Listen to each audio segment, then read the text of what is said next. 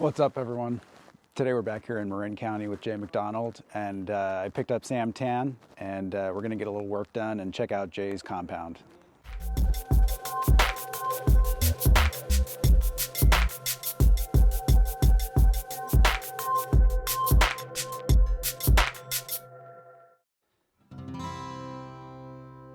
Well, as we're back here at my homestead again, the sequel.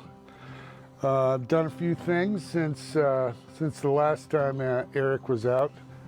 This maple, it's really fun to own maples right now, because what I do is I pinch out the centers, and it keeps the foliage in check.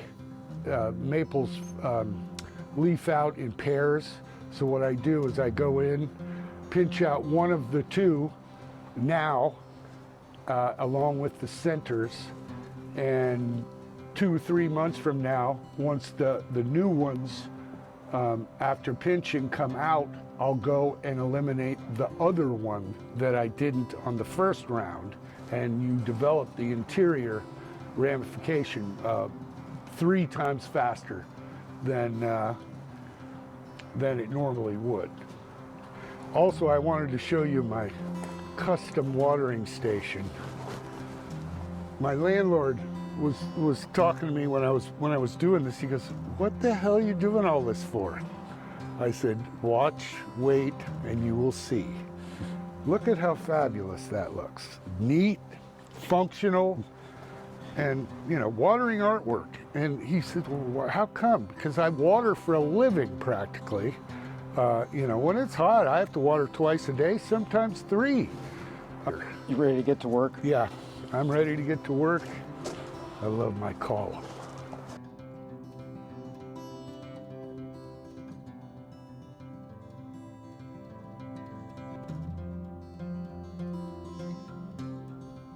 I think my target front. I think you nailed it, Jay.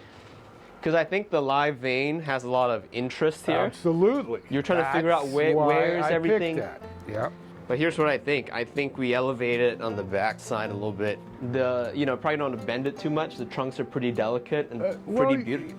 And like I said, that's why I want to go with the coast cypress look, so we don't have to do that. I love how this branch here is already naturally. Yeah. I mean, that's going to be a depth piece here if we choose to stay that low. I figured that back right and the back left, we keep those low to give us for sure some foliage behind the uppers. This is the problem trunk of the tree, I think. This is the old the initial video piece that we did. If you didn't see it, look it up. We did a little explanation on how we landscape trees for show. This was a grove of liquid ambers that are just starting to pop. I added these two, this one here and this one here.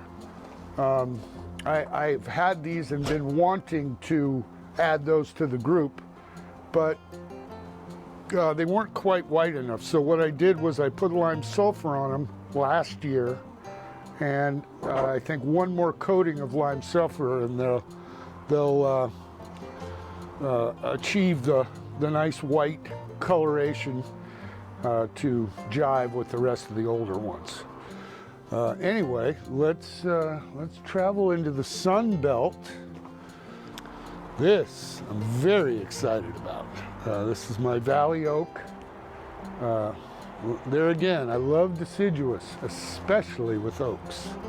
My brother dug this, and we did a little trade. Me and my brother trade a lot, but I love this tree, and now it's in a decent pot.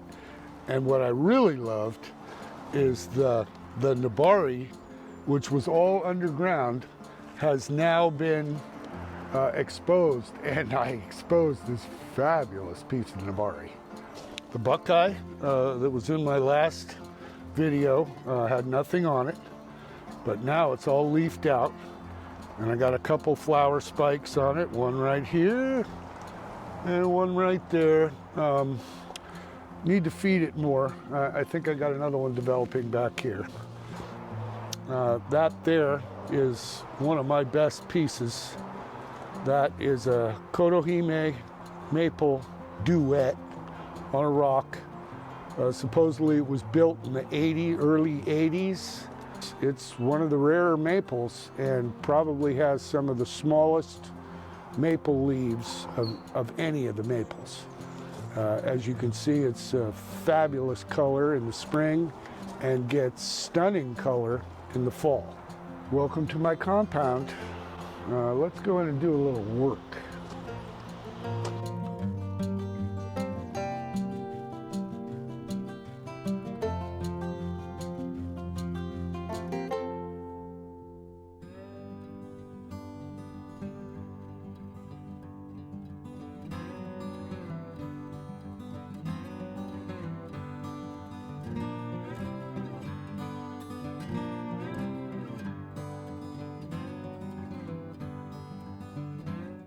So Jay, what made you think of a coastal tree?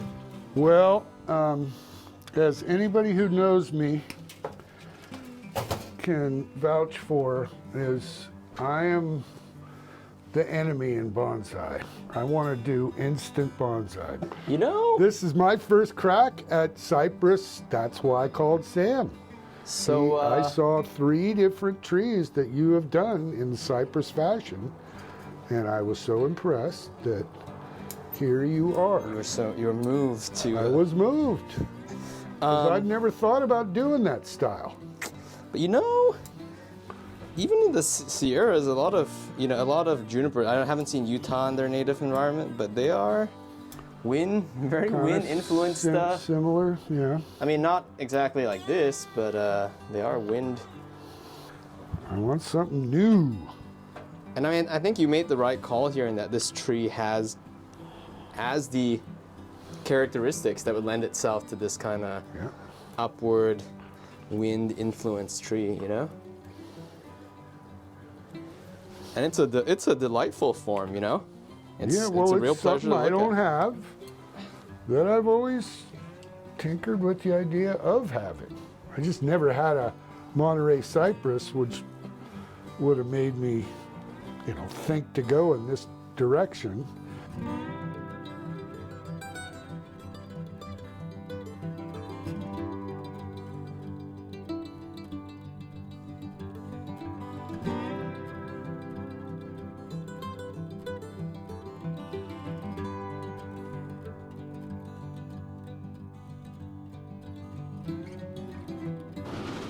Piles of debris. I think we did ourselves some good instant bonsai today. Yeah. Nailed it, dude. You got the density absolute even across the board. Looking mighty stately. Now adjust. One day, shit to Shinola.